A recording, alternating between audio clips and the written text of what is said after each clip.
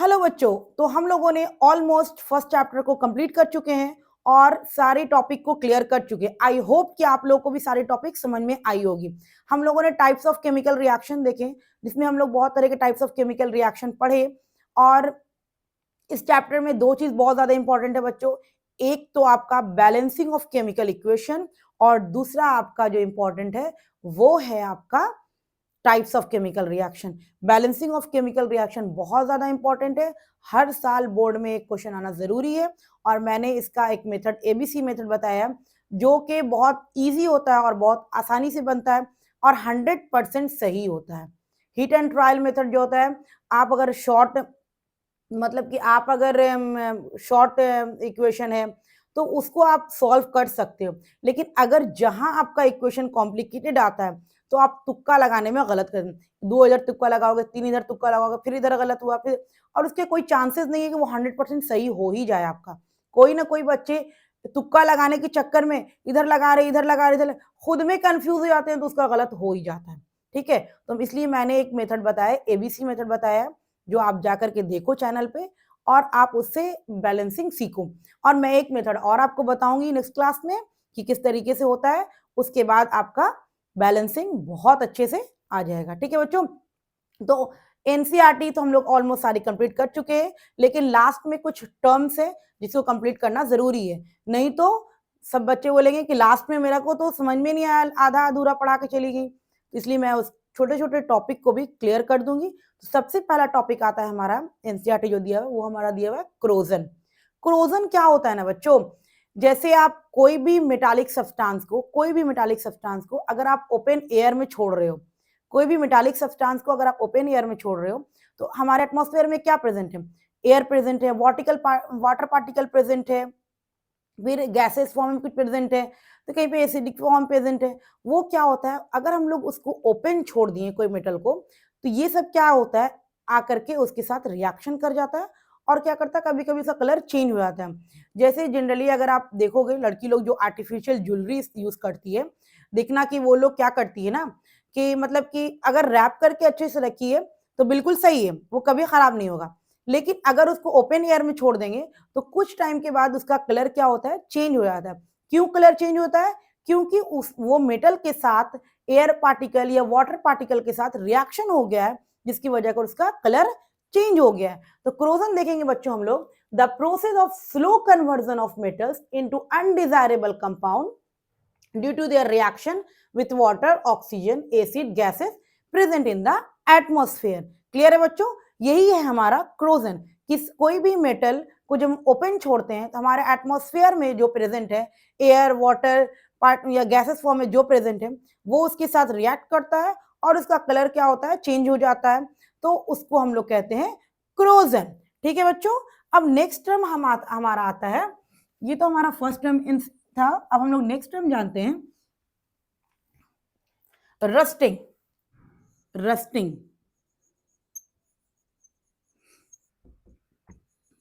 Rusting ठीक है, तो रस्टिंग जो हमारा होता है बच्चों, जैसे हम लोग पढ़े कोई भी मेटल को अगर हम लोग ओपन एयर में छोड़ दिए तो वाटर के साथ, एयर के साथ या किसी गैसेस के साथ रिएक्ट कर करके वो क्या होता है, कलर चेंज हो जाता है।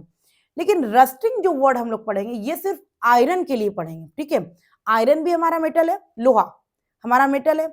अगर इसके साथ रिएक्शन होता है, लोहे के साथ रिएक्शन होता है, तो इसके लिए एक नया टर्म दिया गया जिसका नाम है रस्टिंग। यानी कि ये भी एक क्या है, क्रोजन ही है, लेकिन ये सिर्फ एक स्पेशल के लिए यूज किया गया, आयरन के लिए यूज किया गया, इसलिए इसका नाम क्या हो गया, रस्टिंग हो गया। किसी कोई भी आयरन मेटल्स को अगर आप ओपन एयर में छोड़ दे रहे हो या ओपन आप छोड़ दे रहे हो, तो हमारे इन्वायरमेंट में जो एयर वाटर प्रेजेंट है वो क्या करेगा, उसके साथ आकर के रिएक्ट कर जाता है और रिएक्ट करके उसका कलर चेंज हो जाता है, जिसको हम लोग कहते हैं रस्टिंग। अब बच्चों देखोगे कि कभी कभी हम लोग क्या होता है, कोई भी आयरन का सामान या हम लोग आयरन के सामान को ओपन एयर में ओपन छोड़ देते हैं, तो कुछ टाइम के बाद आप उसको देखते हो कि उस पर रेड टाइप का ऊपर ऊपर आ जाता है, तो वो क्या होती है, रस्टिंग हो जाती है, जंग लग जाती है। ठीक है, रस्ट मतलब जंग लगना। ठीक है, तो रस्टिंग जो है ये भी एक तरह का क्रोजन ही है, लेकिन ये सिर्फ स्पेशल मेटल के लिए यूज किया गया है,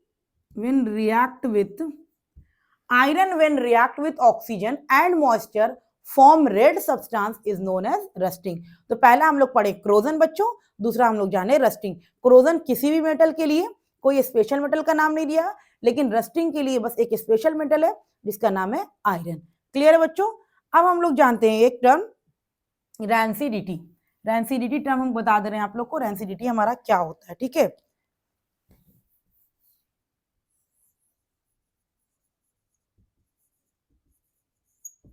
रैंसिडिटी टर्म जो होता है बच्चों, ये हम लोग इस्तेमाल करते हैं जैसे हमारा क्या हुआ, कोई खाने पीने की चीज क्या हो गई, खराब हो गई।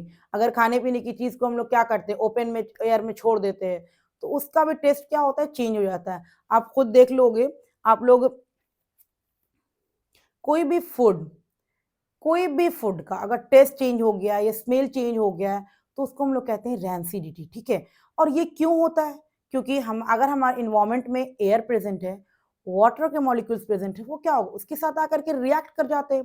तो रिएक्ट करने के बाद क्या होता है, उसका टेस्ट चेंज हो जाता है। इस तरह से आप लोग चिप्स का पैकेट जो खाते हो, तो क्या होता है, अगर कभी कभी वो देखोगे कि वो चिप्स का पैकेट बिल्कुल टाइट नहीं है, तो उसमें क्या होती है, एयर पार्टिकल्स अंदर आ जाते हैं, जिससे उसका टेस्ट खराब हो जाता है। लेकिन अगर बिल्कुल ही टाइट रहता है, उसको नाइट्रोजन गैस फिल किया जाता है उसके अंदर, ताकि वो खराब ना हो, ठीक है। तो अगर वो चिप्स के पैकेट को आप खोल करके 10 मिनट भी अगर आप बाहर रखोगे, तो आप देखोगे क्या होगा, उसका टेस्ट चेंज हो जाता है। क्यों चेंज होता है बच्चों? क्योंकि हमारे इन्वायरमेंट में जो एयर और वाटर मॉलिक्यूल प्रेजेंट है, वो उसके साथ रिएक्ट कर जाता है, तो उसका टेस्ट चेंज हो जाता है। तो कोई भी फूड के साथ, specially oil and fat food के साथ, कोई भी फूड ऑयल और फैट्स वाला है, उसका टेस्ट जो है, अगर उसको हम लोग ओपन में छोड़ दिए, उसका टेस्ट और स्मेल चेंज हो जाता है, तो उस टर्म को हम लोग कहते हैं रैंसिडिटी। ठीक है बच्चों, इसको हम लोग लिख लेंगे, the taste and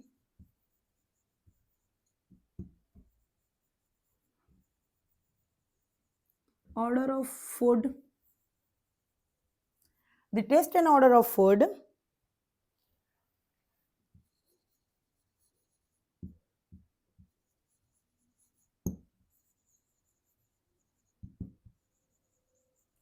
the taste and order of food of containing materials,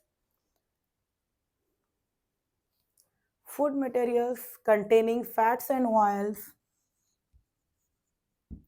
fats and oil, ठीक है, containing fats and oil, and it change, and oils change when it exposed into air, exposed into air, ठीक है, change when it exposed into air, ठीक है,